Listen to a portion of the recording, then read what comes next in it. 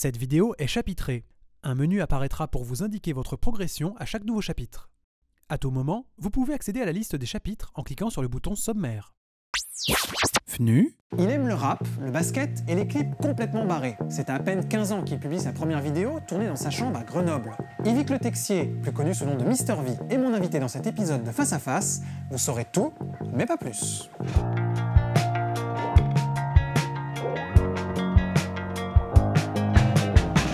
Salut Yvick. Hey, ça va. En forme. Bienvenue dans Face à Face. Bah ça y est, j'y suis. Bah, J'ai écoute, vu celui de Jérôme, de Cyprien, de Jules Foot, PV Nova. Maintenant ça, moi, ça fait plaisir. Voilà, tu es mon invité dans cet épisode. On va parler de toi. Yes. On va voir ta timeline sur l'écran. On a La 3 fameuse. petites boîtes surprises qui t'attendent, avec des petites choses que j'ai cachées dedans. Ouais. Mais je te propose qu'on commence déjà avec le tout début, le moment où les choses ont commencé, c'est quand tu es né à Grenoble, Ah oui. le 14 août Ah, 1993. je m'en rappelle, putain, c'était beau. Qu'est-ce qui se passait le 14 août C'était la veille du 15 août. Et bah exactement. Déjà, ça, c'est un détail qui Ouais. est important à retenir. Non, ma mère m'a donné ma vie à la clinique mutualiste de Grenoble. Et c'était, voilà, ma ville de Grenoble, c'est ouais, là où j'ai grandi. Voilà, ça fait bientôt 2 ans que maintenant 2 ans que je suis à Paris. Et ouais, Grenoble, c'est ma ville. J'en suis hyper fier parce que il y a tout là-bas. Il y a la montagne. Il y a tout, il y a vraiment beaucoup de choses. Vraiment, là, ça paraît vide, hein, mais il y a plein de choses à faire là-bas. Et donc voilà, c'est là là-bas que je suis né, que j'ai fait mes premiers pas dans le théâtre, notamment. Dans une école qui s'appelle La Cité, que j'ai tous mes potes avec qui je reste en bons termes, en très bons termes, que je vois très souvent. Généralement, on dit ça quand on a fait après une séparation. Oui, hein. c'est vrai, ça d'ailleurs, pourquoi je dis ça? On reste en bons termes. Au contraire, je suis tout le temps avec eux. J'essaie de revenir un week-end sur 2 à Grenoble parce que vraiment, je tiens à ça. Pour moi, j'ai encore du mal à me familiariser avec Paris encore. J'ai besoin de cette ville et de l'énergie que je trouve là-bas, en fait. Il y a vraiment une différence, j'ai remarqué en arrivant à Paris province, finalement. Et ça fait vraiment du bien d'être là-bas. Donc c'est là-bas qu'il y a ta famille, il y a un grand frère. Alors, j'ai un grand frère, j'ai toute ma famille là-bas. Après, sinon, voilà, j'en ai un peu partout en France aussi, mais c'est majoritairement à Grenoble qu'il y en a. J'ai un grand frère de 24 ans, qui est maintenant aussi sur Paris, mais qui, lui, est plus dans un domaine scolaire, on va dire, parce qu'il a fait des bonnes études, il a fait Sciences Po, tout ça. Maintenant, il est sur Paris. Et en fait, on a 2 parcours qui sont opposés, finalement. Lui, c'est très voilà, poussé loin dans les études et tout ça. Moi, pas trop. Mais pour les parents, c'est un beau mélange, je pense, parce qu'ils doivent voir à la fois l'élève, le fils qui réussit en tant qu'élève et en tant que travailleur, finalement. Et moi, en tant que saltimbanque. Voilà, donc ça, c'est cool. Il était comment, Yvick, à l'école? Moi, je suis l'élève du 12, tu sais, vraiment le mec qui peut être bon, mais qui va pas non plus se donner à fond. J'étais un peu flemmard, je pouvais avoir des très bonnes notes, vraiment. Comme d'énormes tôles, notamment en maths, où j'ai eu des 1, des 2, des 3, des 4. Ça passait rarement 6, hein, vraiment, c'était très très nul. À part au bac, où j'ai eu 14, miracle, je sais pas pourquoi.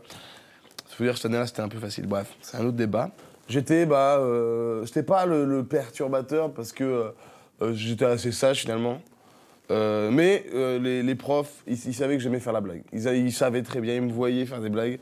Mes potes, ils me voyaient faire des blagues. Mais j'étais pas spécialement dans le cliché de l'humoriste qui va être au fond de la classe en train de faire une vanne tous les 2 mots. Non, c'était ça va. Et voilà, j'ai eu une scolarité finalement assez basique parce que j'ai fait un bac ES, lycée général, tout s'est très bien passé. Mais je sentais que c'était pas mon truc, ça. Que finalement, travailler dans un bureau, enfin du moins tout ce que l'école nous prépare à faire, en fait, tu vois. C'était pas mon truc. J'avais pas envie d'avoir un quotidien qui ressemble à celui de mes parents, finalement, alors que je respecte totalement ce qu'ils font. Et c'est justement, moi je suis très fier d'avoir des parents qui font leur métier. Ma mère est informaticienne, mon père est, je sais pas tout ce qu'il fait, mais il bosse à la mairie de Grenoble, il est fonctionnaire, et dans un délire, il a eu un diplôme d'ingénieur, tout ça. Mais moi, on le salue du coup. Voilà, on salue, big up Steph. Et voilà, moi je voulais pas vivre ça. Ça me faisait peur finalement d'avoir ce train-train en fait. Et donc j'ai dit, bah, je veux que ma vie plus tard ne ressemble pas à celle de Monsieur Tout-le-Monde, finalement. J'ai envie de faire un truc qui, voilà, qui tous les jours soit une nouvelle aventure un peu, tu vois. Et c'est un peu ce que je vis et ce que je vis aujourd'hui, donc je suis très content. Donc tu as commencé les vidéos très tôt, mais juste avant, on va parler de ton personnage. Ouais. Yvick Le Texier est devenu Mister V. Ouais. Alors, pourquoi Mister V? Bon, il est pas non plus très différent finalement d'Yvick, tu vois. Parce que finalement, ça reste moi, mais c'est C'est plus pas un comme pseudonyme. Julien Josselin et Jules Fou, tu veux dire? Ouais, voilà. Disons que c'est un peu c'est un peu comme ça. C'est un peu on va dire un pseudonyme plus qu'un personnage finalement. C'est un pseudonyme que je me suis... Parce que sur Internet, je voulais pas m'appeler Yvick, je voulais... Bon, alors déjà, avec Yvick, c'est original, mais je sais pas pourquoi j'ai voulu encore changer. Et en fait, je voulais un pseudonyme qui fasse un peu carré, parce que je trouvais ça stylé. Et je voulais pas faire un nom qui ressemble à quelqu'un d'autre. Donc j'ai dit, vas-y, Mister. Et donc, vu que je voulais faire Mister Yvick, c'était pas très beau. Mister Y, encore moins beau. Donc j'ai pris la lettre d'après, ce qui fait Mister V. Voilà, donc finalement, ça n'a pas une histoire ou un vrai sens. Quand j'ai créé la chaîne à l'époque Dailymotion, j'ai mis ce nom-là. Et en continuant, je me suis dit, bon, bah, maintenant que j'ai commencé, pourquoi est-ce que je vais changer? Ce serait relou de toute façon. J'avais la flemme de changer, je me suis dit, allez, je continue. Et finalement, je l'aime bien parce que finalement, personne n'a un nom qui ressemble un peu à ça, à part Mr Bean ou quoi, mais bon, on n'est pas comparables, donc c'est cool.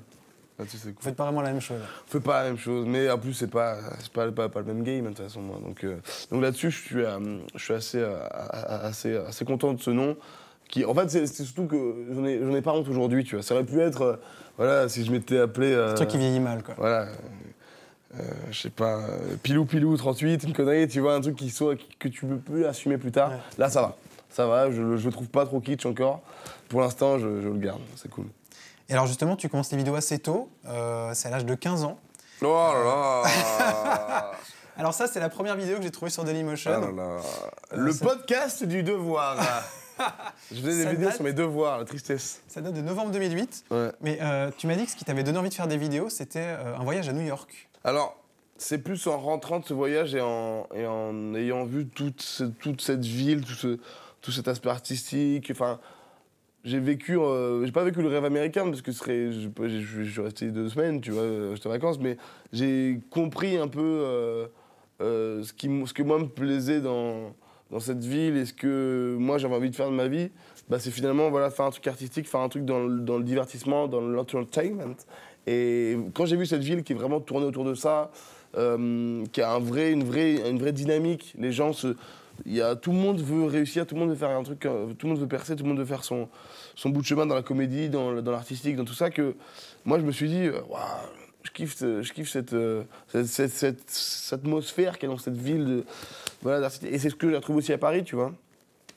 Mais finalement, là-bas, moi, j'arrive de Grenoble, j'étais allé très rarement à Paris, j'arrive, boum, à New York, ça m'explose à la gueule, je vois ça, tout ça. Et en fait, en rentrant, je me prends de passion, pour la vidéo que j'avais déjà commencé à faire, parce que je faisais beaucoup de montages de basket, où je jouais au basket avec mes potes, et je faisais des montages avec Windows Movie Maker à l'époque, tout ça. Tu connais, bon, voilà, la base, avec les petites transitions, étoiles, tout ça. Bon, les vrais connaissent. Et en fait, je me dis, maintenant j'ai envie de faire de la comédie, j'ai envie de faire un truc qui soit marrant, j'ai fait du théâtre, et j'ai envie de faire un truc solo. Et en fait, à l'époque où je faisais du théâtre, il n'y avait pas de café-théâtre à Grenoble, il n'y avait pas tout ça qui permettait de se mettre en scène. Peut-être qu'à l'époque, j'avais aussi peut-être pas le cran de monter sur scène comme aujourd'hui, tu vois. Et donc j'ai pris ce format, je me suis dit, allez, je vais faire des vidéos. Et donc je faisais un peu de tout, il y avait un peu de tout, des parodies, des sketchs, des machins. Et c'est après que je me suis vraiment concentré sur le facecam, parce que c'était là où j'étais le plus à l'aise et surtout que je kiffais le plus, parce que je pouvais vraiment communiquer mon humour, dire ce qui me fait marrer, c'est ça, boum, je vous le montre. Il y avait un truc qui me plaisait plus, en fait, dans le facecam. Et j'ai continué après. En fait, c'est la première que j'ai postée. C'était vraiment pour faire marrer mes potes, tu vois. J'avais fait, et je pense qu'ils ne se sont pas finalement beaucoup marrés à l'époque parce que c'était vraiment nul. Mais en fait, c'était plus pour me faire kiffer. Voilà, j'avais envoyé sur MSN à l'époque, c'est pour dire, à 2-3 potes. Ça avait fait 50 vues. Et moi, je trouvais ça ouf à l'époque de faire 50 vues alors que j'envoyais à 2-3 potes. Et au bout d'un moment, t'as un commentaire d'un gars que je connais pas qui dit, ah, c'est sympa, continue. Bon, pareil, je sais pas pourquoi il dit ça alors que c'était vraiment nul. Et donc, d'autres commentaires, jusqu'à ce que ça commence à faire des chiffres. Cool, tu vois, à l'époque, 1000 vues, c'était incroyable, à l'époque, Dailymotion, 1000 vues. Et 1000 vues, 10 000 vues, 5000 vues, et c'est après au passage YouTube, non, même pas 100 000 vues sur Dailymotion, peut-être 20 000, et après au passage sur YouTube, là, il y a eu la vraie explosion. Tu te souviens de cette vidéo, The Homeworks Podcast? Ouais, je me Tu souviens, parlais ouais, des énoncés de livres de maths de Des livres de seconde. maths. Je me rappelle, je parlais en fait, je faisais mes devoirs de maths et il y avait un problème qui en fait, moi, me faisait marrer parce que je me disais, mais qui, dans la vraie vie, fait ça? En fait, tu vois, et les problèmes, c'était un délire de pièces, en fait, où les mecs jouaient à pile ou face, et si ça faisait pile face ou pile face, en gros, il y avait un calcul à faire par rapport à un jeu de pile ou face de deux mecs dans la rue qui s'amusaient comme ça. Je me suis dit, non, mais vous êtes sérieux, les gars, vous vous amusez à ça, quoi? Et donc, à l'époque, ça m'avait fait marrer, j'en avais parlé. Et aujourd'hui, pourquoi pas en refaire un truc là-dessus pour peut-être tu sais, faire revivre un peu cette idée, cette vanne. Une mise à Pourquoi jour. pas là? Ouais, peut-être parce que franchement, c'est vrai que ça me fait encore marrer. Et donc ça, c'est encore disponible sur Dailymotion. Voilà, Allez, oui, c'est là.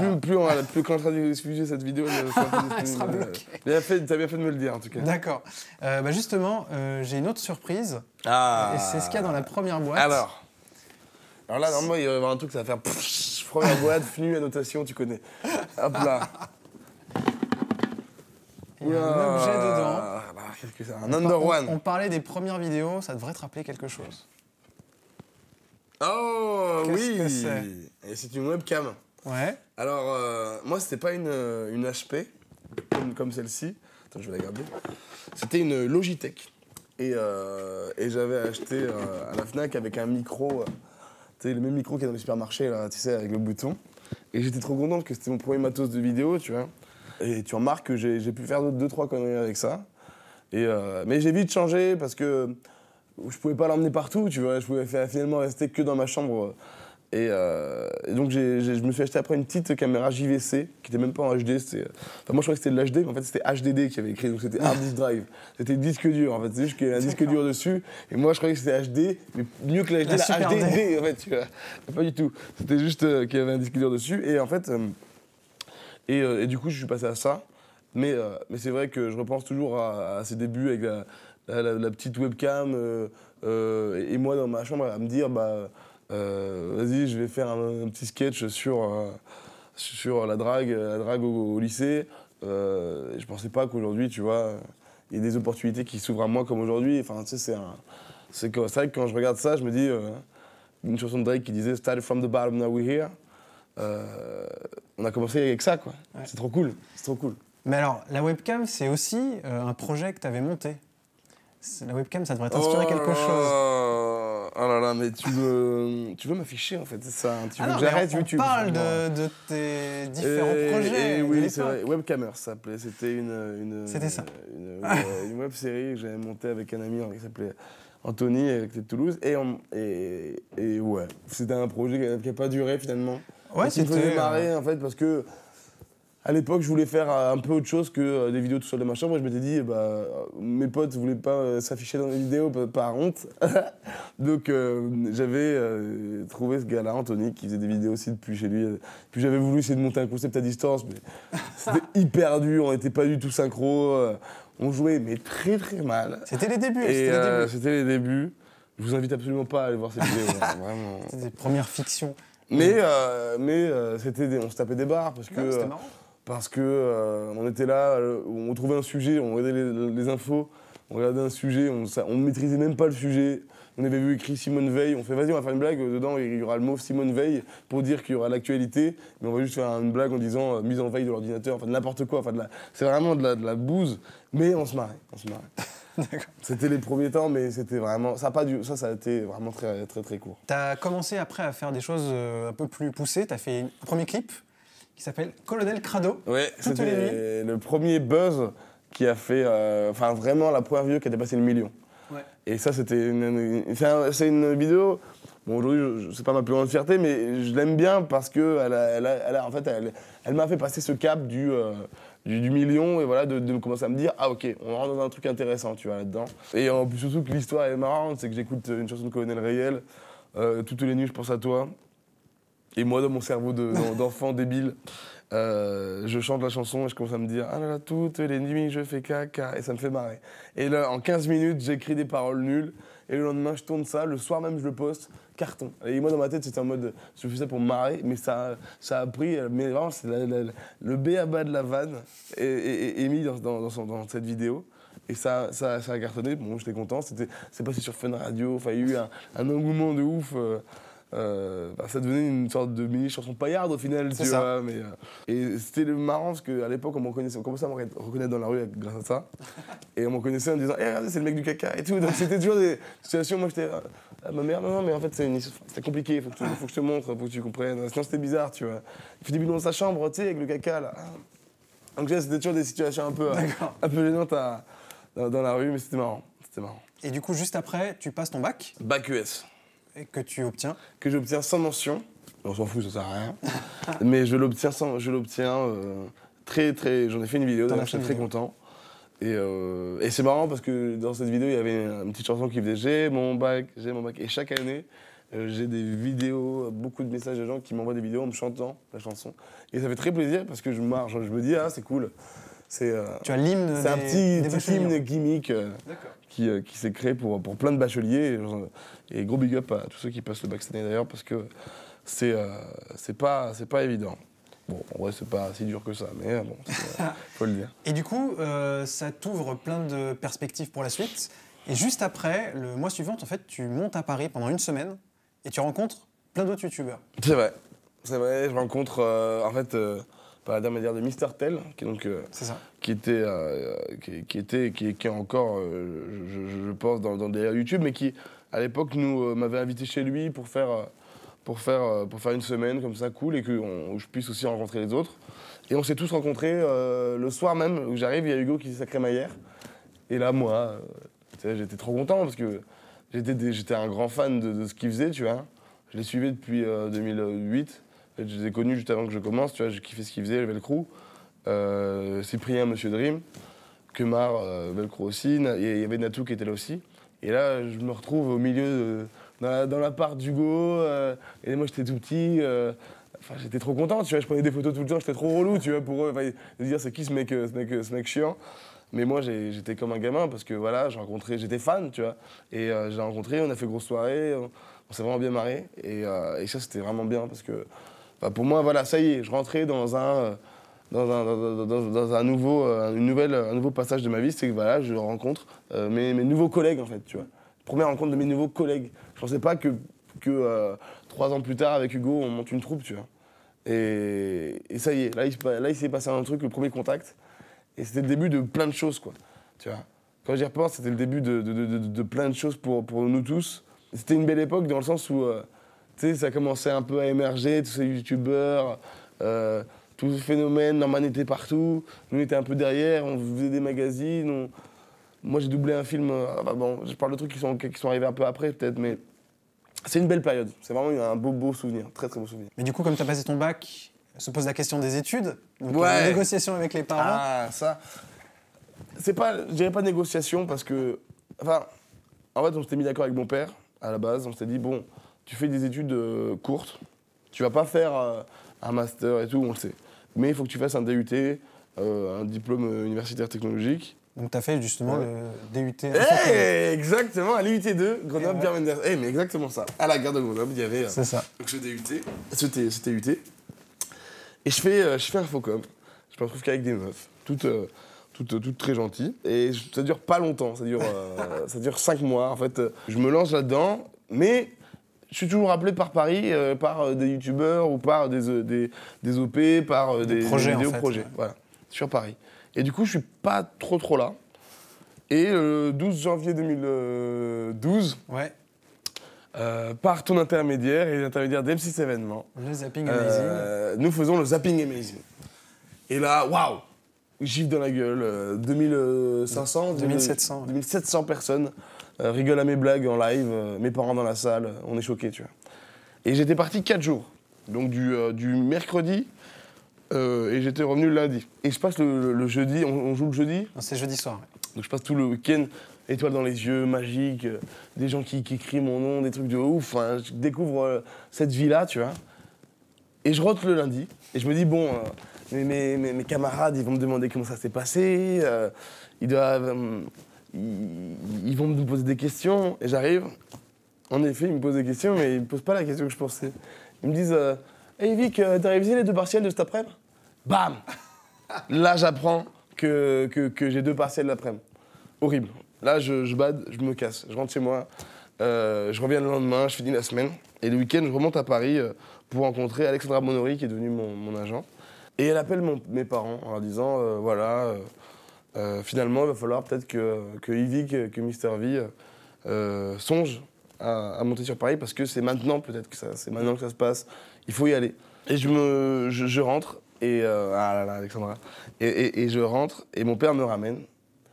Et donc il avait discuté avec mon agent, mais je savais pas comment ça s'était passé, tu vois. Mon père me ramène comme ça dans la voiture et il me dit bon bah demain t'as révisé hein, pour les cours et tout. Et moi je suis pas très bien, tu vois. Je fais ouais. Il me regarde, il me fait je décode. Voilà. Et là boum, c'est lancé. Et là bam, il se passe le truc, le déclencheur, ça commence. Ça y est. Je vais maintenant, dès à présent, j'arrête l'école et je me lance là-dedans. Mais après, bien sûr, je ne remets pas en question l'utilité des études, hein, bien sûr. Hein. Tu as parlé d'Alexandra, en fait, elle a fait un peu de la pédagogie auprès de tes parents pour leur dire il faut absolument qu'il continue là-dedans et qu'il en fasse sa carrière. Quoi. Ouais, je dis souvent, Alexandra, c'est un peu ma deuxième maman et c'est aujourd'hui, voilà, elle m'a pris sous son aile. Elle m'a pris par la main, elle m'a dit écoute, moi je te fais venir ici, mais je te fais pas venir ici et je te lâche et tu te démerdes. Je suis là, je t'accompagne, on va être ensemble et on va faire un bout de chemin ensemble. Et aujourd'hui, moi je vois personne d'autre qu'elle pour évoluer à mes côtés. C'est la personne parfaite pour aller avec moi. C'est plus qu'un bras droit, c'est aussi un avant-bras, c'est des mains, c'est tout, toute la partie droite du corps, c'est elle. Voilà. C'est tous les hémisphères droits. Non, c'est hyper important. Donc ça y est, t'es lancé dans le YouTube game. C'est parti. Un des projets en tout cas que tu fais à cette époque-là, c'est effectivement doubler un film qui s'appelle Projet X. Exactement. Elle qui est la voix de la mère de Kyle dans South Park et qui était très gentille. Et qui avait fait la mise en scène. Qui avait fait la mise en scène en fait sur ce Projet X. Et j'étais avec Norman. Ouais. Et c'était très marrant parce que là, d'un coup, je me retrouve à doubler des films. Tu vois. Qu'est-ce qui m'arrive? Qu'est-ce qui se passe? Et super belle expérience. C'est pas évident. C'est pas évident comme taf parce que ça demande... on pense pas, mais tu vois, quand tu regardes un film, quand c'est doublé, les voix qui sont... Voilà, les mecs de George Clooney, machin et tout, c'est un vrai taf. C'est pas la même comédie que quand tu joues, en fait. Faut vraiment réussir à poser sa voix par rapport à comment le mec parle. Donc faut pas non plus jouer trop le truc, parce que quand tu joues trop le truc... À la vidéo, ça passe faux. Enfin, tu vois, pour moi, c'était compliqué parce que je me disais, bon, je joue comme le personnage, mais finalement, les Caries, ils n'ont pas la même intonation de voix que nous, pas la même façon de jouer que nous, de s'exprimer, de mouvement. Du coup, c'est plein de petits trucs techniques, tu vois, à gérer, que moi, j'ai pas tout pu bien gérer, mais ça va. Quand je regarde le film, bon, après, j'ai pas non plus masse de texte, mais pour les peu de phrases que j'ai, je m'en sors pas trop mal, je trouve. Et ce qui m'avait fait marrer, c'était dans la bande-annonce.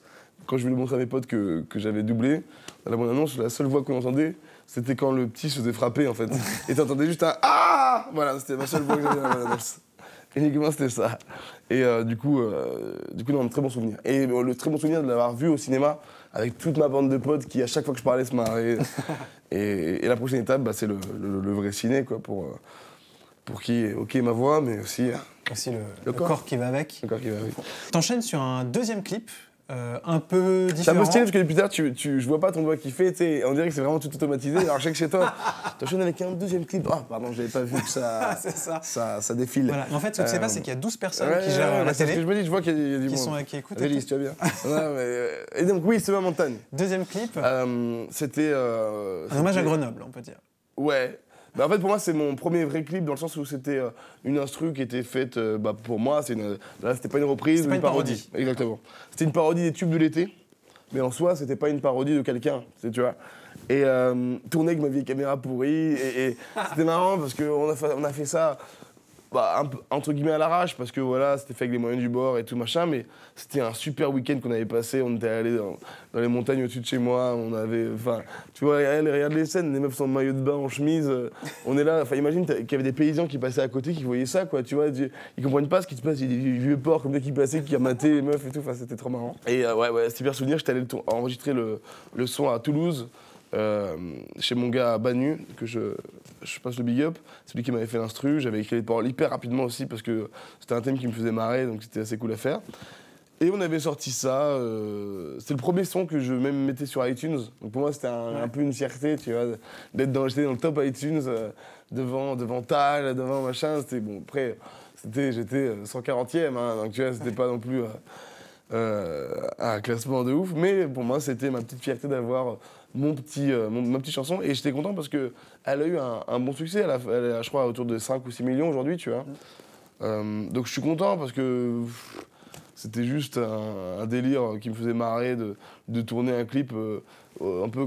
Je voulais casser un peu les codes du tube de l'été, tourner à la plage avec des meufs en bikini. Bah non, cette fois-ci on tourne ça à la montagne, dans la bonne grosse campagne de Grenoble, avec la Fiat Panda. Et on l'a fait, et je l'ai fait avec mes potes, avec Samy, qu'on voit dans beaucoup de mes vidéos, qui est mon meilleur pote. Voilà, toute la bande, il y avait Chloé, ma meilleure pote aussi. Enfin, toute la bande de Grenoble qui était là. Donc ça, c'était avant l'été 2012, et puis juste après, en fait, tu t'installes à Paris. Exact, novembre. Et là, c'est un peu le début de la vie parisienne. Ouais, je me suis installé donc à Paris, 19 ans. Je passe ma première semaine avec un matelas gonflable et un duvet, et c'est tout. Parce que j'avais pas encore de meubles et que c'était compliqué, je connaissais pas encore. Il fallait que je me repère en fait, tu vois, t'arrives dans une ville comme ça, venant d'un petit village de 1500 habitants, c'est l'opposé quoi. Donc dans les mentalités, dans le mode de vie, tu vois, les gens n'ont pas le temps, tu vois. Et c'est un truc dans lequel j'ai dû m'adapter. Même vestimentairement parlant, j'ai beaucoup changé. Enfin, c'est. Pas tant que ça. Hein. Ouais, ça va. Mais après, voilà, c'est ce que je disais par rapport à Grenoble, tout ça. C'est cool d'avoir ce mélange, en fait. Tu vois, d'avoir d'un côté ce milieu cosmopolite, urbain, artistique, que je trouve que j'ai à Paris. Et autant d'avoir ce côté très rural. Mais à la fois très vrai et humain, que finalement on retrouve à Grenoble. Donc, mais bon, c'était obligé. Il faut être à Paris pour ce métier-là. Tu peux pas être à Arcachon, tu vois. Enfin, faut vraiment, c'est ici que tout se passe, tu vois. Au début, je me suis dit peut-être Lyon pour garder un pied à Grenoble, mais non, faut être là. C'est soit Paris, soit rien. Et donc voilà, c'est la ville où il fallait être. Et donc voilà, ça fait 2 ans et je commence à m'y habituer, mais je garde Grenoble number one. Au fond de ton cœur. Voilà, on n'oublie pas les vrais. Tu rejoins quelques mois plus tard le Studio Bagel. Ouais, sur un coup de tête. Voilà, c'est-à-dire qu'à la base, c'était pas sûr.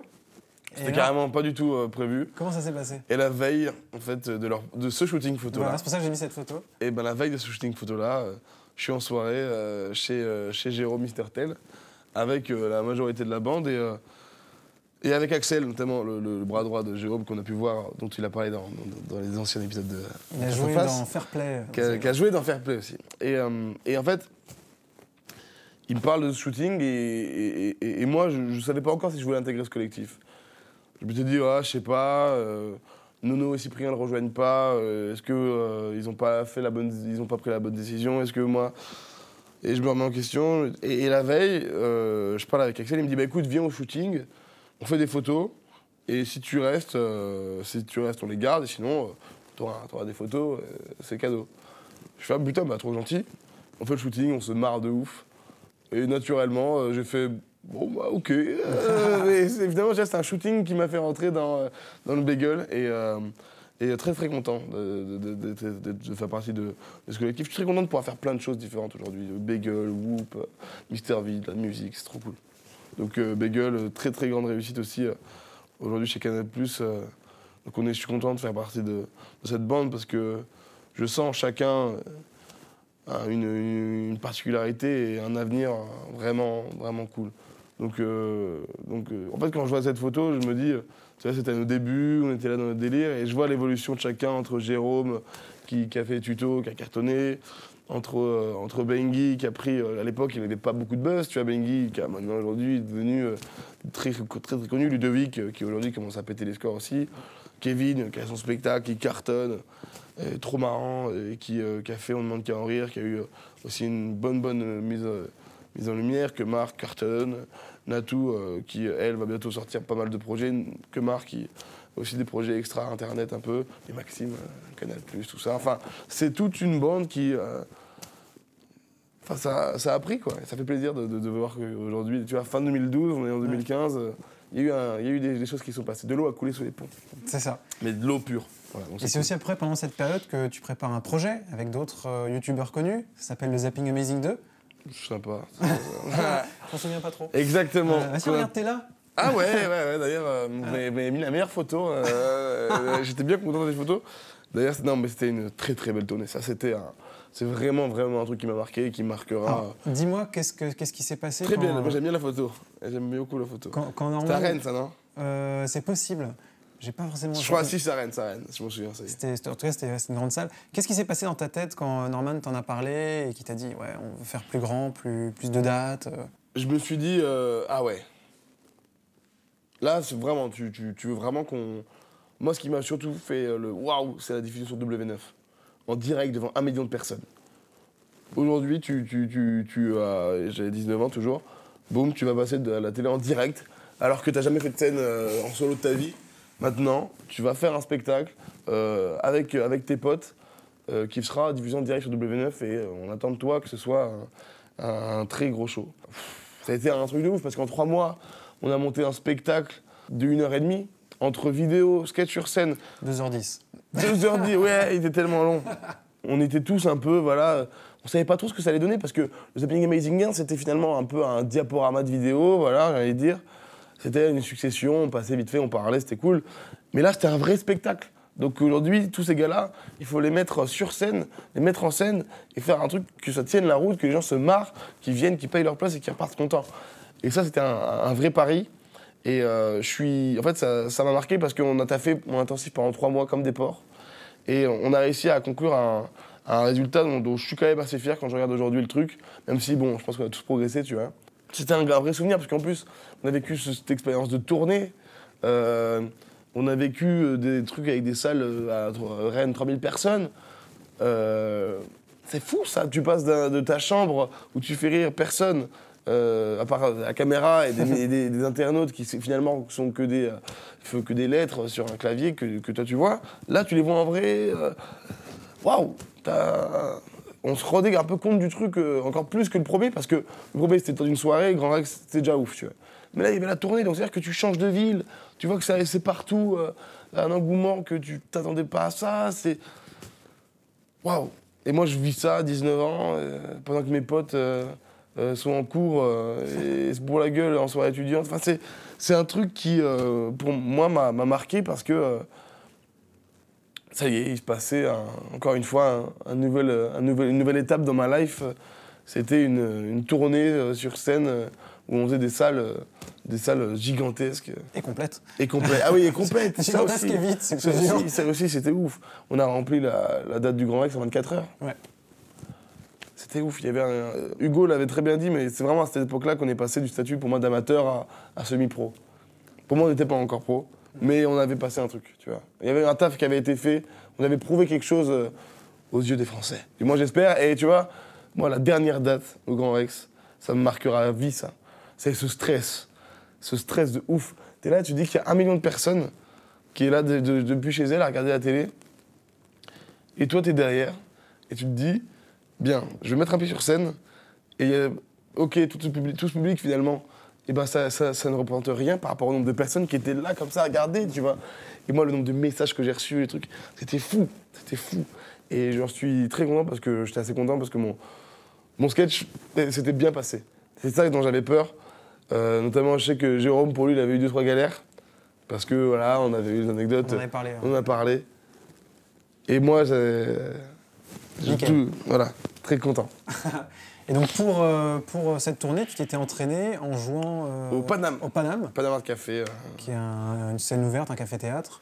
Voilà. Dans lequel, voilà, c'est une petite salle. Voilà, c'est un petit café-théâtre où tu as en fait un restaurant en haut, un bar, très cool, très sympa, très convivial.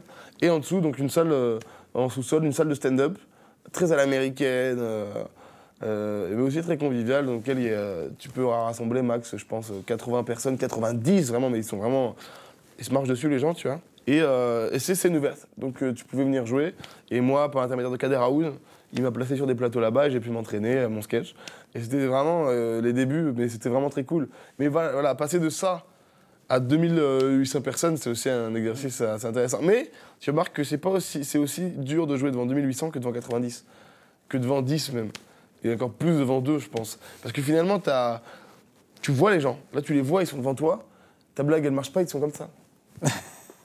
Donc c'est encore plus dur, tu vois, le bide. Autant de 1800 personnes, tu fais un bide, tu les regardes pas, les gens. Donc tu fais bon, allez, ok. Et puis t'as toujours un ou deux gars qui rigolent par pitié, voilà. Donc ça passe, tu vois. Mais j'ai eu de la chance, je crois pas avoir fait de bide pendant Zapping Amazing 2. Ça va. Bon, c'est que c'était bien travaillé. Ça va, c'est que justement, voilà. C'est que je les avais tapés au Paname avant. C'est ça. Et donc après, ça, voilà, c'est surtout ça qui était cool au Paname. Je pense que c'est ça qu'il faut retenir. Ça m'a surtout permis de travailler et après arriver sur le ZA2, voilà, plus musclé. Et en tout cas, j'y joue encore pour m'entraîner pour le groupe notamment. Et c'est vraiment, je conseille à tous les gars qui font du stand-up, c'est vraiment la salle de Paris dans laquelle il faut aller. Tout le monde est cool. Et il y a vraiment un vrai esprit stand-up à l'américaine qu'on trouve rarement et pas partout, qui est vraiment agréable à faire.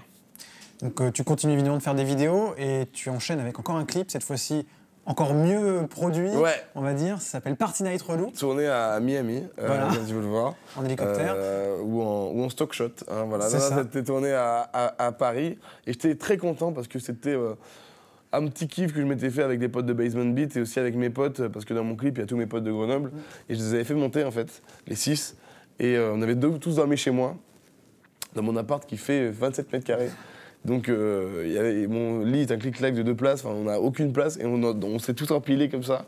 Et on a tourné le clip dans une boîte sur les champs et on s'était vraiment trop marré parce que j'avais organisé le tournage avec IDZ Prod, Ludoc, réalisateur du Bagel, et il m'avait organisé, on avait appelé plein de figurants et tout machin, et c'était marrant parce qu'il y avait une ambiance. On se serait cru en soirée, mais on était en tournage. Donc vraiment, j'ai des souvenirs où on faisait les cons, on faisait n'importe quoi. Et on avait plein de figurants qui n'étaient pas à l'aise à côté de nous parce qu'ils nous voyaient faire les cons, ils captaient pas trop notre délire un peu perché. Et nous, on faisait n'importe quoi. Et finalement, ce qui me fait marrer dans ce clip, c'est que ce qu'on fait dans le clip, c'est nous en fait. Et c'est pour ça que ce clip, je l'ai vraiment. J'y tiens particulièrement parce qu'il avait. C'est un vrai. Ce clip résume exactement qui on est, ce qu'on fait en soirée, comment on est le week-end. Des relous. Des relous. On est des vrais relous et c'était un gros kiff. Il y a un plan qu'on fait vraiment sur un parking avec des gros 4x4 derrière et on est en train de danser en chemise en mode lourd comme ça. Et le cadre, il y avait une grande grue, il y avait tout un. On se serait cru dans un clip Quinry. Alors qu'au final, on était en chemise ouverte, dégueulasse, avec nos poules qui ressortent, en train de faire ça, tu vois. Enfin, c'était trop marrant, c'était vraiment marrant à faire. J'ai une boîte surprise pour la 2. prochaine étape, la 2. Donc là, une nouvelle annotation va s'afficher sur l'écran. Numéro 2. Alors là, putain. il va falloir que tu nous expliques. Tu nous montres. Très très bien. Donc c'est WHOP, Whoop. Alors ça ressemble beaucoup au Whoop, mais c'est pas le Ça ressemble au Whoop. Alors je crois que c'était un moment où vous aviez commencé à vous mettre ensemble avec un certain groupe de stand-uppers. Malcolm et Hakim du Whoop avaient réuni donc, plusieurs humoristes qu'ils aimaient bien dans un plateau qui s'appelait l'Open Mic. Et dedans il y avait donc Youssoupha Diaby, Nick Mukoko qui fait plus partie du Whoop. Parce qu'il a dû s'engager sur des projets de comédie musicale, qui est danseur. Donc Hakim, Malcolm, Jérémy Detlo et Mike Kenley qui était là en DJ. Et il n'y avait pas encore Hugo, mais Hugo est arrivé 2 mois après. Et un soir où en fait il y avait personne qui était venu voir le spectacle parce qu'il neigeait, on était devant le Paname et on réfléchissait comme ça à un nom et on voulait quelque chose en fait qui soit pas un mot qui existe en fait, tu vois, que ça représente rien finalement, mais que ce soit juste un nom stylé, tu vois. Et on cherchait, on trouvait des trucs un peu nuls. Et là d'un coup il y a un sans domicile fixe qui passe dans la rue, bourré, Max, et qui était polonais et qui nous parle dans une langue qu'on ne comprend pas en fait. Il arrive, il parle, et en fait il soulève en fait son gros manteau et en fait il y avait une sacoche sur laquelle il y avait écrit WHOP comme tu m'as montré et il nous regarde et il nous dit en gros qu'en polonais c'est les initiales du mot Niklapolis, de la phrase Niklapolis. Et il part comme ça. Donc imagine la scène, tu vois, tu parles tranquille avec tes potes et t'as un SDF qui te gueule dessus avec la moitié de crachat et de vomi qui sort de sa bouche et qui t'explique ça et qui part. Et tu te dis, mais ok, qu'est-ce qui s'est passé? Et là, on s'est dit, mais merde, c'est tellement insolite et bizarre. Il dit, qu'est-ce qu'il nous a montré là? Whoop. Whoop, whoop. On s'appelait le whoop. Et là, bam. En fait, c'était tellement insolite et tellement marrant comme action sur le moment, tu vois. On s'est dit, c'est trop je sais pas, c'est trop un signe c'est trop un signe, quoi, tu vois. Mais c'est un signe marrant, tu vois. Et je trouvais qu'il représentait tellement la tristesse de cette soirée, la neige, le machin, le clodo qui vient, qui nous... Ok, il faut qu'il laisse une trace. Et finalement, j'en suis très content parce que je me dis, ben voilà, il va bien. D'accord. Donc vous avez créé le Whoop. Exactement. Et donc vous étiez 7. Alors c'était quoi l'idée derrière le Whoop? Qu'est-ce que vous avez envie de donner comme esprit? À la base, on a fait ça pour faire un spectacle au Paname et on pensait même pas en sortir finalement. C'était juste un kiff, je suis de faire un spectacle. Moi, c'était vraiment, je voyais pas ça au-delà du Paname en fait. Et Alexandra Monori, mon agent dont je parlais tout à l'heure, mon associé, mon bras droit, a vu ça. Je voulais pas qu'elle vienne voir le spectacle au début, un jour je lui dis vas-y viens. Elle vient, elle me dit mais waouh, attends, là c'est trop dommage de vous limiter à ça alors que vous pouvez faire un truc qui soit, vous pouvez aller beaucoup plus loin là-dedans, tu vois, vous pouvez faire des spectacles dans une plus grosse salle et pourquoi pas monter un collectif internet. Et il y avait cette idée que eux voulaient aussi faire un collectif. Moi au début j'étais pas trop chaud parce que je me disais putain je vais me perdre avec le bagel et tout. Et finalement en voyant les projets qu'ils avaient et l'envie surtout, je me suis dit bah allez, en vrai cette bande elle me fait marrer, on se marre bien. Il y a une vraie synergie, on a plein de délires en commun, ça serait dommage de passer à côté. Et en fait, pour promouvoir un des premiers spectacles qu'on a fait hors du Paname, c'était une exceptionnelle au Théâtre du Temple, on a fait une vidéo promo qu'aujourd'hui nous fait marrer, mais bon, on espère avoir évolué. Mais bon, à l'époque, on fait cette vidéo promo qui fait 200 000 vues, gentiment.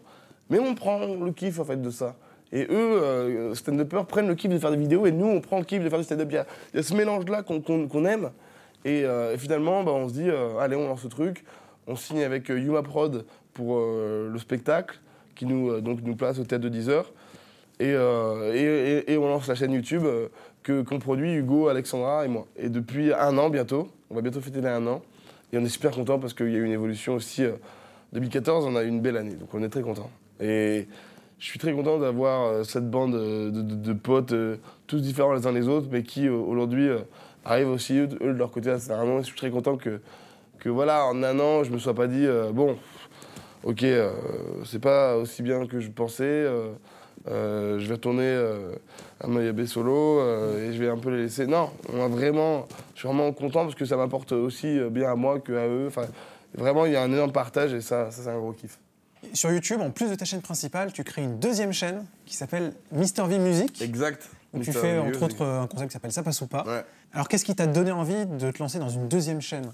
Bah, c'est qu'en fait, moi, j'ai toujours eu la passion de la musique. Hein. Moi, plus jeune, si j'avais pu être rappeur, j'aurais été, mais j'avais pas du tout les couilles. Mais du coup, j'ai lancé cette chaîne pour, en fait, voilà, j'ai envie de faire du son. Voilà, je vais pas mentir, j'ai envie de faire du son, je kiffe faire ça. Il y avait 3 clips déjà. Toujours dans voilà, il y en a déjà 5, et toujours dans un délire humoristique, j'ai envie d'en faire.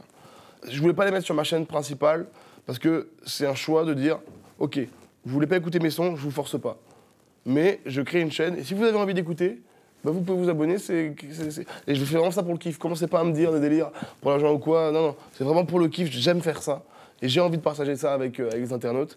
Et là où je suis content, c'est qu'au début, je me disais, est-ce que c'est pas compliqué en France d'avoir un humoriste qui fait de la chanson et tout machin? Et bah là, je suis content parce que je le prouve que finalement, comme aux États-Unis, on peut aussi très bien avoir des humoristes qui demain se lancent dans la chanson et qui kiffent faire ça.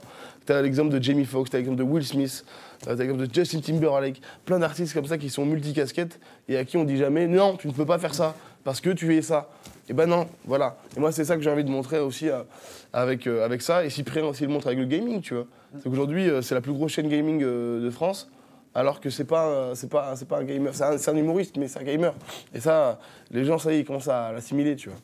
Et moi, c'est ce que j'ai aussi voulu faire avec la chaîne Mister V Music et je suis content parce qu'il y a un accueil assez favorable. Et moi, beaucoup de projets qui se mettent en place vis-à-vis de ça. J'y crois à cette chaîne et j'ai envie de vraiment voir ce que je peux faire avec. Mais c'est surtout un gros délire pour moi parce que je tape des sons, en fait, j'enregistre tout depuis chez moi. J'envoie ça en clip et je fais ça avec mes potes et on se marre. C'est vraiment un gros kiff de pouvoir faire ça indépendamment surtout, c'est que je suis signé chez personne, je fais ça pour le kiff. Et je prends des concepts loufoques qui se ressemblent pas, on mélange ça donne un sympa soupa. Enfin, c'est trop cool. Alors, il n'y a pas très longtemps, tu pars aux États-Unis pour rencontrer Tony Parker. Tony P. Ah, le Toto, je l'appelle Toto. Oui, maintenant, c'est ton pote. Je l'appelle Toto. Non, ouais, moi je suis méga fan. Déjà, le basket, ça fait partie des sports que tu kiffes. Ah ouais, c'est mon sport, c'est mon sport favori. Donc, alors maintenant je m'appelle Master V. Alors ça fait plaisir. Alors en tout cas, ça fait plaisir. Hein. Maître V. Ça me touche. Hein, non, mais ça me touche, écoute. Voilà. Je considère ça comme. C'est une évolution. Un lapsus révélateur finalement. Vrai. Master V. Master V, parti à San Antonio, rencontre Tony Parker, c'est stylé. C'est version américaine. Et ouais, moi c'est idole, tu vois. C'est un modèle, tu vois. C'est un gars qui m'a bercé de mes 10 ans jusqu'à aujourd'hui, par son parcours, par son talent, par son mental. Il a un mental de ouf. J'ai lu beaucoup de livres sur lui. J'ai vraiment un vrai fan, tu vois. Et je me suis identifié à lui très jeune parce que c'est un gars qui est basketteur, qui a toujours été fan de Jordan comme moi. C'est un métis. Il aime le rap. Et son parcours et sa vie m'a toujours fait rêver. Et aujourd'hui, en fait, je me disais, tu vois, si à 10 ans, je me serais vu dans le futur en photo avec lui, j'aurais halluciné. Bon, le parcours n'est pas le même, évidemment. Hein. Moi, je suis plus... Disons que c'est lui qui a la grande maison pour le moment. C'est lui qui a la belle baraque et moi qui ai le studio sale. Mais non, c'est un beau parcours. Et je suis très content d'avoir pu rencontrer ce gars. Et en plus, il est tellement gentil, super sympa. Il nous a ouvert les portes de chez lui, ce qui est un fait, je pense, très rare pour n'importe quel journaliste. Et il ne me connaissait pas, mais il m'a pris, il m'a fait porter sa bague. C'est ouf. J'ai porté la bague de champion. C'est un truc que tout basketteur dans le monde rêverait de faire. Moi, j'ai vécu un truc de ouf. Tu vois, j'ai vécu un truc que tout basketteur. Ouais, ça c'est des souvenirs qui sont gravés aussi à jamais. Et c'est vraiment, je remercie Cyprien, je remercie PlayStation, je remercie tous les gens qui m'ont permis de réaliser ce rêve-là parce que, ok, demain on t'envoie réaliser un rêve. T'es d'accord? Ok, c'est ouf, tu vois. Pourquoi moi? Merci en tout cas. Et je suis très content parce que lundi, je suis invité dans une émission qui s'appelle le Tony Parker Show, qui est animée par Tony Parker. D'accord. Mais je ne sais pas s'il sera là ou sera à distance, mais je suis très content de pouvoir le revoir, ou pas, mais en tout cas le recôtoyer le temps d'une soirée. C'était des étoiles dans les yeux à chaque seconde ce voyage. Avec Tony P. Ouais, c'était vraiment Toto, je l'appelle, hein, Toto. Et alors, on t'a pas vu beaucoup faire de vidéos cette année, mais ouais. Apparemment, ça va repartir.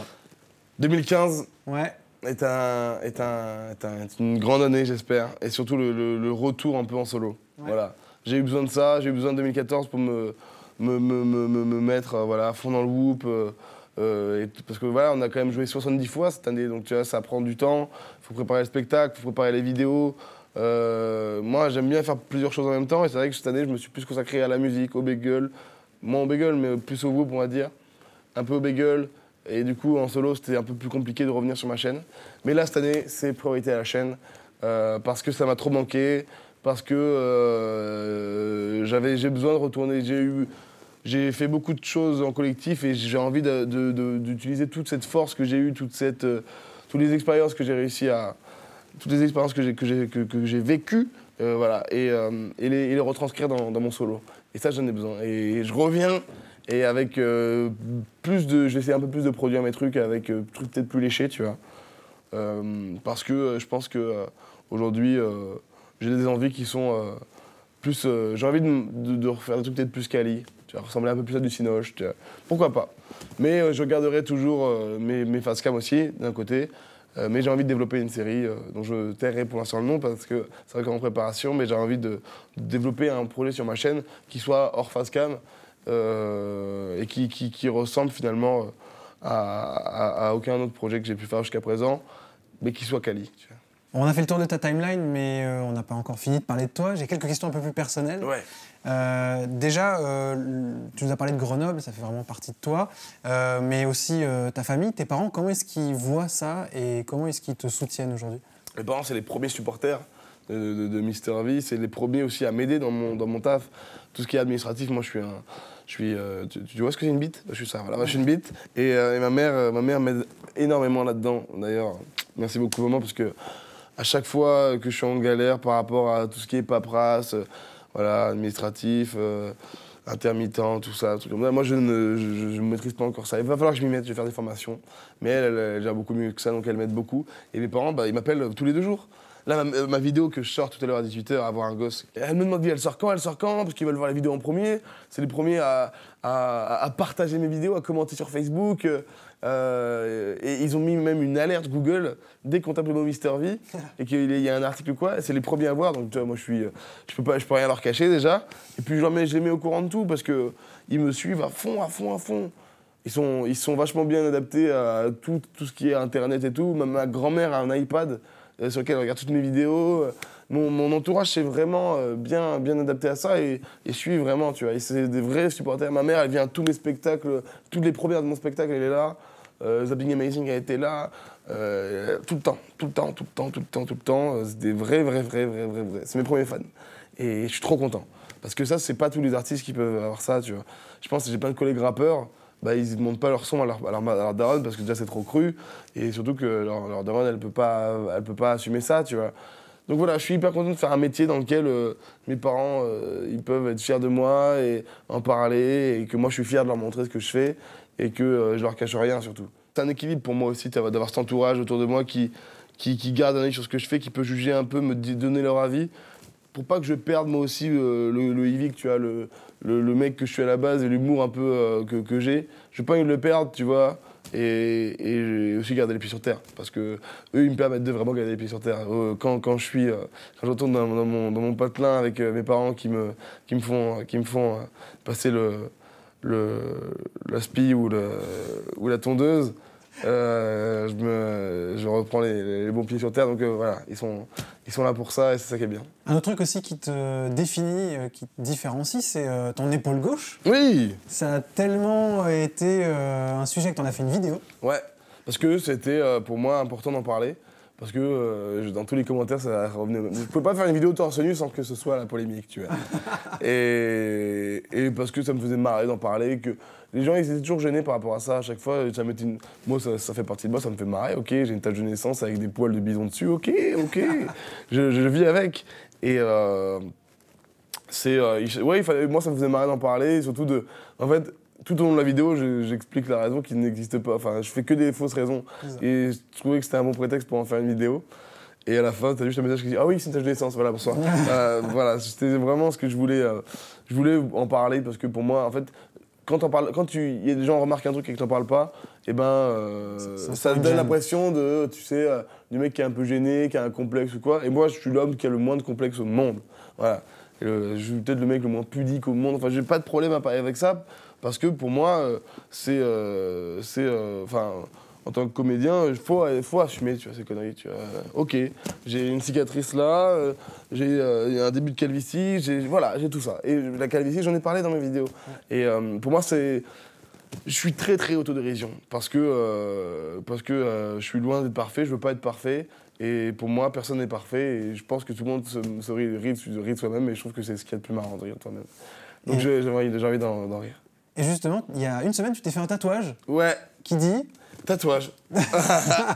La base de la base. Voilà. Ouais, j'avais envie d'un tatouage. Et dans tous les tatouages du monde, que ce soit...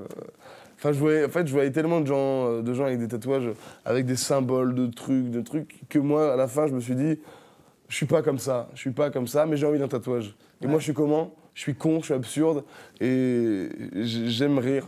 Et aujourd'hui... Moi, dès que je regarde, je rigole, en fait. Et j'avais besoin d'un tatouage où, en fait, quand je le montre à quelqu'un, certes, ça te fait marrer, mais je trouve qu'il y a un vrai sens là-dedans, dans cette débilité. Je trouve qu'il a un vrai flow, voilà, s'il y avait un truc qui me correspondait, c'était cette débilité, en fait. Et moi, j'aime trop ce tatouage. Et aussi, c'est tout pour dire, ouais, j'ai un tatouage, ouais. C'est quoi? Un tatouage. Un tatouage, et ça en finit pas, voilà, et ça c'était mon kiff. Et aussi un autre truc qui était bien propre, c'est une certaine danse. Oui. Qu'on voit bien dans la danse du relou, mais tu l'utilisais... Alors, j'en ai plusieurs. Danse du relou, c'est celle-là. D'accord. Mais il y a aussi la danse que je fais, il faut prendre du large, mais qui se fait plus au niveau du bassin finalement. Oui, c'est vrai. Qui consiste à faire plus comme ça. Tac, tu peux jouer un peu des bras comme ça, tu peux jouer un peu des mains aussi. Tu peux, hop là, les épaules. Et est-ce que j'ai une autre danse? J'ai un petit pas, comme ça. Ah, tu peux faire avec Kemar aussi. Que je fais avec Kemar beaucoup. Vous avez un duo là-dessus. On a un duo là-dessus. Voilà, j'aime beaucoup danser. Mais vu que je suis pas un excellent danseur, j'aime bien inventer des danses. D'accord. Et que des danses que personne ne fait en fait, mais que je trouve ont un petit style. Voilà, et ce pas-là, ça m'a été amené. Tu peux nous faire un petit mode d'emploi de la danse du relou pour les gens Alors, qui la nous danse regardent du relou, c'est en 2 étapes. Non, je dirais c'est en 3 étapes. T'as d'abord le ratissage. Ratissage. Tu ratisses. D'accord. Voilà. Tu ratisses. Et ensuite, tu vises la personne avec qui tu vas être lourd en soirée. En fait. D'accord, ok. T'as target. Hop là, bam. T'as mis en place la situation, tu étais relou.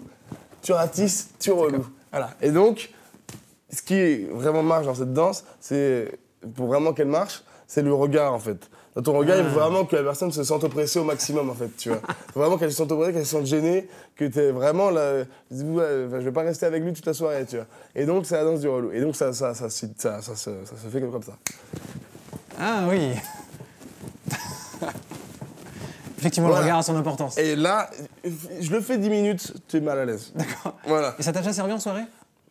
Ah, ça m'a desservi en soirée, voilà, ça c'est plus le mot, ça m'a desservi en soirée, exactement. C'est un délire qui vient de mes potes et qu'on a eu entre potes, qu'on a eu en soirée, et ça nous faisait marrer, on l'a gardé, on en a fait un clip. Ouais. Et alors, un dernier sujet aussi qui t'est assez propre, et on va dire qui vraiment te correspond quand on le cite, c'est la bite. C'est la bite, ça. La bonne bite.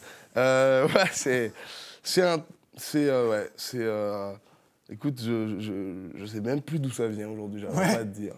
Mais ça revient souvent. Mais ça revient souvent, mais... C'est ta signature, un peu. Ouais, je suis fier d'avoir comme signature la bite. Vraiment, c'est la fierté. Mais ouais, c'est un gimmick qui me fait beaucoup, beaucoup rire, qui n'arrête jamais de me faire rire, tout simplement par l'absurdité du truc, quoi. Voilà, la bite. Voilà, le mot est simple, mais en fait, ouais, je l'ai pris dans plusieurs vidéos.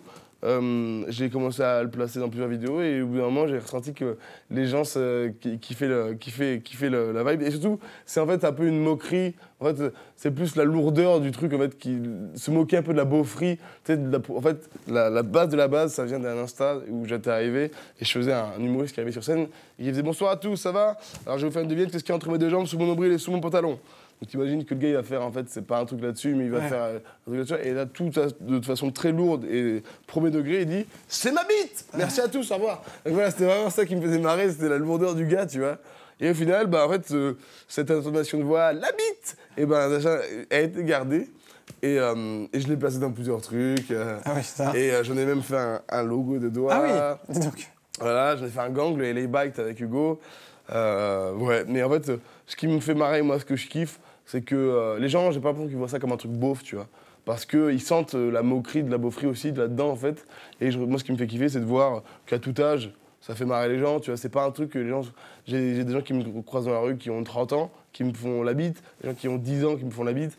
Bon, après, quand ils ont 10 ans, c'est bizarre, mais ça fait... En fait, moi, ce qui me fait marrer, c'est genre quand je sors du spectacle, et t'as des petits fans, genre 13-14, qui sont là, qui sont avec leur daron, et qui me font en vidéo, vas-y, tu peux faire la bite. Et le daron derrière, comme ça, pas très à l'aise, comme ça, avec la goutte de sueur, comme ça. Comment ça, la pas bite, trop, peut-être pas, oui. La bite, quel sens? Donc voilà, moi je suis toujours un peu mal à l'aise aussi. Tu sais. Non, c'est pas ce que vous croyez, c'est une vanne en fait. C'est pas. Ok, hein. Donc non, c'est toujours un peu comme le caca. En fait, j'ai toujours des situations où les gens me croisent dans la rue et en fait disent juste un élément qui fait partie de mes vidéos et sorti de son contexte, ça paraît très bizarre. C'est vrai. Voilà, ça c'est ma vie.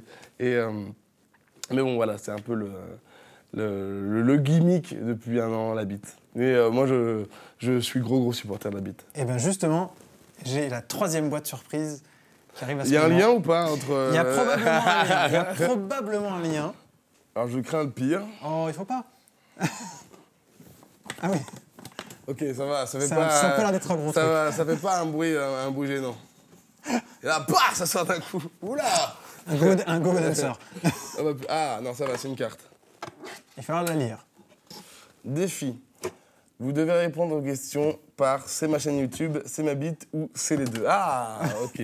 J'ai préparé un petit quiz, honteusement inspiré de Burger Quiz, hein, je m'en cache pas. Donc tu peux répondre que par c'est ma chaîne YouTube, c'est ma bite ou c'est les deux. Est-ce qu'il faut que je fasse le geste Ah bah oui, moi je veux la c'est totale. ma chaîne YouTube, je vais, comment je pourrais le dire Je peux montrer la télé. C'est ma chaîne YouTube, ok. D'accord. ok, ça. D'accord. Voilà. Et donc je préfère prévenir les gens que le quiz qui va suivre n'a pas été validé par la brigade du bon goût. Voilà, Ah ouais, vraiment, c'est la beauté, vraiment pas. j'aime ça, mais même ça. Mais bon, à un moment donné, on est Voilà. dedans. T'es avec moi, t'inquiète. Alors attention, 2,3 millions de personnes sont passées dessus. C'est ma chaîne YouTube. C'est marrant quand même. Elle est bien remplie, dis donc. C'est ma chaîne YouTube. Les enfants l'adorent. Ah. C'est ma... Non, j'ai ce mec qui est vraiment gênant. C'est ma chaîne YouTube. On n'y trouve pas beaucoup de femmes. Ah bah... C'est ma bite. Non, si, C'est les un chaînes choix. YouTube, ça va, de plus en plus. C'est les deux. C'est les deux. C'est vrai. Tu ne la sors jamais sans protection. C'est ma chaîne de ça. C'est ma bite, évidemment, évidemment. Protégez-vous. Tu en es très fier. C'est les deux. Tu vois, je suis fier de ma chaîne YouTube. Je suis pas fier de ma bite, je suis fier du concept de la bite. D'accord. On peut la consulter 24 heures sur 24. Je dors des fois. Mais en tout cas, ma chaîne YouTube, oui. Dernière question, attention, on est au top de la beaufrie. Elle grossit à toute vitesse. Vu que j'ai arrêté les vidéos maintenant, mais ça va reprendre. C'est la chaîne YouTube. Bon bah bravo, t'as réussi à passer ce quiz. Mais très bien, mais vraiment, Spécial, moi j'aime beaucoup. Moi, c'est j'aime juste beaucoup. pour toi. Moi je valide. C'était cadeau. Moi j'aime. Bon, je sors de ce sujet. je Moi, reviens. je veux, si tu veux, on peut rester tout le long. Peut-être une autre vidéo, mais non, j'aimerais quand même parler un tout petit peu avec toi de cinéma. Ouais. Est-ce que c'est quelque chose que tu as envie de faire? Bah ouais. Ah, moi, le cinéma, c'est là, pour moi, c'est la prochaine étape que je veux. Et c'est la prochaine étape qui va normalement se passer. Là, j'ai eu un appel d'un certain Franck Gastambide pour un mini-rôle. Je crois que c'est quelqu'un qui fait un film et une série qui s'appelle Les Caïras. Les Kaira. Et donc, c'est pour la suite qui s'appelle Pattaya. Et c'est un mini-rôle. C'est pas un grand rôle. Mais j'ai reçu le texte hier. D'accord. Donc je pense qu'on peut dire que c'est confirmé. Si jamais il me dit non, je te dirai, vas-y, retirera on cette retire cette séquence. Mais voilà, dans une scène où je jouerai avec Ramsey. Ah, sympa. Donc je suis hyper honoré parce que je suis un gros fan de toute l'équipe de H de l'époque. Donc très très content et et vraiment hâte de vivre cette expérience. Et j'ai vraiment envie de voir ce que l'avenir me réserve là-dessus, parce que le cinéma me donne une envie mais folle. J'ai vraiment envie de faire du cinéma. Tu as envie d'être comédien. Est-ce qu'à un moment donné, faire des choses qui ne sont pas forcément de l'humour, ça peut t'intéresser aussi? Totalement, et c'est dans ce que je fais en musique, tu vois.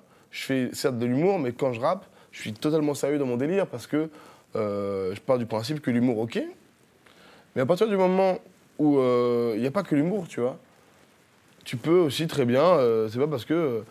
Comme je t'ai dit pour la musique, c'est pas parce que je suis humoriste que je peux pas faire de musique, c'est pas parce que je suis humoriste que je peux pas avoir des rôles sérieux. Et je pense, et j'ai envie de le prouver, que je peux faire des rôles sérieux. Il y a plein des Robin Williams, c'est autre chose. Robin Williams, il a fait des rôles hyper sérieux.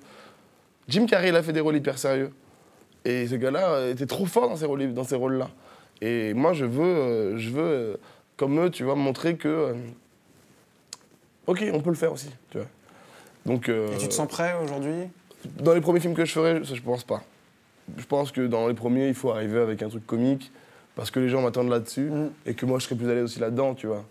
Je vais pas arriver demain à faire une tragédie de ouf. On ne sait pas, peut-être que oui. Shakespeare. Mais pour l'instant, je me dis, comme c'est très bien, tu vois. Pas plus. Et alors du coup, YouTube, on peut en parler? C'est ma bite, le mec a pas compris. Peut-être, je sais pas, hein, on verra. Peut-être YouPorn, je sais pas. Peut-être. Mais YouTube, on peut dire que ça a changé ta vie, Bah ça a oui. changé la vie de plein de gens. C'est un nouveau média. Comment tu te vois dans 5 ans, dans 10 ans, dans 20 ans? Est-ce que tu te vois encore sur YouTube? Évidemment. Moi, là, je serai jamais YouTube, et de toute façon, c'est le futur YouTube, hein, le futur du cinéma, c'est sur YouTube. Enfin, pour moi, c'est ça, tu vois. Donc, je lâcherai en aucun cas YouTube, et j'y suis né, j'y mourrai. Non, c'est vrai. Je pense que on est né là-dedans, et pour nous, ce serait trop bizarre du jour au lendemain de plus faire d'Internet, de plus du tout avoir un seul contenu sur Internet. C'est pas possible, en fait. C'est notre média le premier. La télé, c'est secondaire, tu vois. Moi, je suis né avec Internet. Enfin, je suis pas né avec Internet, mais j'ai grandi avec Internet. Mon éducation, elle s'est faite sur Internet. Tout ce que avec quoi j'ai grandi, c'est Internet. Donc, demain, je me vois pas, tu vois. Pourquoi est-ce que demain, on me verrait que à la télé? Enfin, c'est un vieux média maintenant, la télé, tu vois. Et c'est tellement plus facile, Internet, et tellement plus... Enfin, moi, pour mes vidéos, c'est très simple. Je prends ma caméra, je mets un pied et je dis à mes potes, venez, on fait une blague. Voilà. Et moi, et après, le soir, je fais le montage, je mets ça sur YouTube. Enfin, voilà, c'est trop bien, quoi. C'est trop, trop bien. Et ça, c'est un confort que t'as pas dans les autres médias, d'avoir aussi de facilité de diffusion avec très peu de moyens. Et ça, moi, je vais garder ça. Et qu'est-ce que tu regardes quand tu es sur YouTube? Oh, de tout, hein, mais vraiment, pas que de l'humour, beaucoup de sons, beaucoup de musique. Je regarde FNU, beaucoup FNU. Vraiment, en fait, je crois que finalement, je regarde que FNU. Voilà. Non, bah, je regarde surtout les formats longs que vous faites. Je regarde beaucoup les autres youtubeurs, plein d'autres youtubeurs. Je regarde Nono, je regarde Hugo, je regarde Cyprien, je regarde Palmacho, je regarde Batéguet, je regarde Bagel, je regarde Galen Moustache, Antoine Daniel, que j'aime beaucoup. Les gars comme Link the Sun, Mathieu Sommet. Des gars, enfin, je trouve que YouTube prend une belle gueule là en France. Phénoménal aussi. Pas mal de gars un peu, comme on dit, indé. Je dis indé parce qu'ils sont seuls, comment dire, Minute Papillon, enfin voilà. Un peu tous ces youtubeurs français, mais aussi des youtubeurs carrés, Caps Moche, Niga Iga, Jimmy Tatro, un mec, Andy Samberg et tout ça, Lonely Island. Et aussi un peu de programmes comme Saturday Night Live, des trucs comme ça, les sketchs. Je regarde de tout en vrai. Je vais te dire ce que je regarde, c'est tellement aléatoire. Je peux très bien regarder une baston à Châtelet, comme je vais regarder une vidéo de chat qui tombe ou une vidéo de coiffure. Tu vois, vraiment, moi je regarde tout. Mais c'est très large, Mais c'est YouTube, il y a tout. Hein. Des fois je regarde même des vidéos de meufs, des fois je regarde des vidéos de beauté parce que je suis curieux en fait, tu vois. Et que tu regardes vraiment, t'as vraiment de tout. Et que c'est intéressant de voir un peu. J'aime bien regarder un peu, voilà, comment ils s'y prennent pour avoir leur audience, comment ils s'y prennent. C'est intéressant de voir ça. Et moi j'ai trouvé en YouTube un vrai. Pour moi ça devient un jeu, tu vois, limite. C'est un jeu YouTube, tu vois. L'interface, tu postes ta vidéo, t'as tes stats. Je trouve qu'il y a un petit côté jeu vidéo que je trouve. Enfin, pour moi c'est un peu un.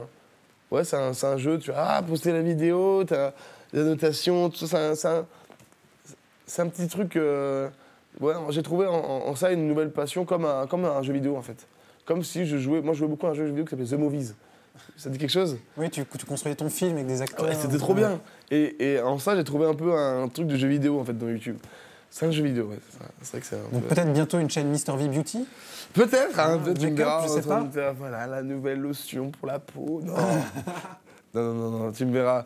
Si je devais créer une autre chaîne, je sais pas de quoi ce serait, mon gars. Une chaîne... Non, en vrai, je pense pas que j'arriverai à en créer une autre. Que l'humour et la musique, de toute façon. Eh ben écoute, merci Vic. Ouais, avec plaisir, mon gars. Ça y est, j'ai fait mon face à face. C'est ça. Et alors, la tradition veut qu'on termine en fait les face à face par un message personnel. Okay. Pour tous les gens qui nous ont suivis durant cette longue interview et qui t'ont suivi parce qu'ils t'aiment, ils regardent tes vidéos. Vous n'êtes pas beaucoup à... Et bien justement, tu vas regarder cette caméra et tu vas pouvoir leur dire ce que tu veux, un petit message juste pour tes fans. Eh bien, merci beaucoup, parce que ça fait maintenant 6 ans que je vis de ma passion. Je pensais pas que ça puisse prendre une ampleur comme ça aujourd'hui. Je remercie jamais assez, je trouve. Les gens ils remercient jamais assez, mais en fait, dire merci pour moi, c'est pas... Enfin, ok, merci, parce que ça me touche. Enfin, tu vois, c'est assez... Je sais pas comment dire, mais aujourd'hui, je vis quelque chose... voilà, je vis ma passion, je vis un rêve, et ça, c'est vraiment grâce à tous ces gens-là, à tous ces gens qui ont cru en moi alors que je faisais pas beaucoup de vues et que c'était pas ouf. Beaucoup de gens m'ont tendu la main, et aussi beaucoup de gens qui m'ont mis des bâtons dans les roues, mais c'est ces bâtons-là qui aussi me font avancer, tu vois, finalement. C'est des petits bâtons, en fait, donc ça va, ils sont mis dans les rayons et ils sont partis, donc ça va. Mais voilà, gros merci. Il y a des gens qui ont commencé à suivre... bien avant tout ça, et ces gens-là, aujourd'hui, quand je les vois, qui m'écrivent encore, c'est ça, c'est la durée qui compte, tu vois, vraiment. C'est bien de faire un buzz sur 1 an et tout, mais c'est surtout la durée. Et tous ces gens qui me suivent, je pourrais pas tous les citer parce qu'il y en a beaucoup, mais j'ai une team de gens comme ça qui m'ont suivi à l'époque, à partir de 2008. Et ça, quand je vois tout ce qui s'est passé et tout, et que je vois qu'ils sont toujours là à soutenir, c'est un truc qui me touche énormément. Et j'espère que l'aventure va pas se terminer aussi vite qu'elle n'a commencé. Donc du moins, j'ai pas envie que ce buzz s'estompe un jour.